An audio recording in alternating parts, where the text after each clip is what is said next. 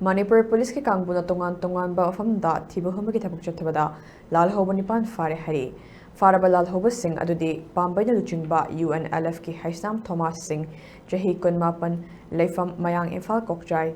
arambam tomtom atopaming thawai lakpa jahi kunmapan leifam lamsang haipong pokpi mayai lekai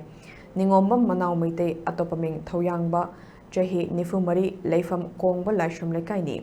RPF PLA gi Purit Sabam Sunil Singh atopa ming Negro atopa ming Jackson jahi kontramapan leifam leimakong chingmang hojik na mandop yumfam relief camp kurkulda leibani